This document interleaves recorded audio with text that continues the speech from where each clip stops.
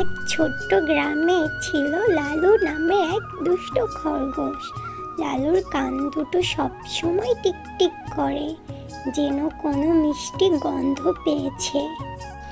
একদিন সে জঙ্গলের গভীরে গিয়ে দেখে একটা বিরাট আম গাছ, কিন্তু গাছে একটাই আম ঝুলছে, আর সেটা লাল টকটকে, যেন জল জল করছে।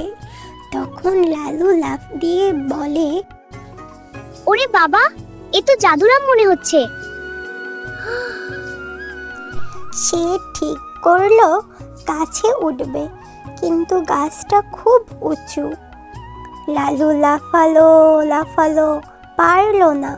হঠাৎ গাছ থেকে একটা ছোট্ট পাখি নামলো, তার নাম চিকু। কি রে লালু, আমটা খাবি? হ্যাঁ রে, কিন্তু উঠতে পারছি না। এটা সাধারণ আম না, এটা খেলে যা চাইবে তাই পাবে, কিন্তু শর্ত আছে। লালু চোখ বড় বড় করে বলল, কি শর্ত?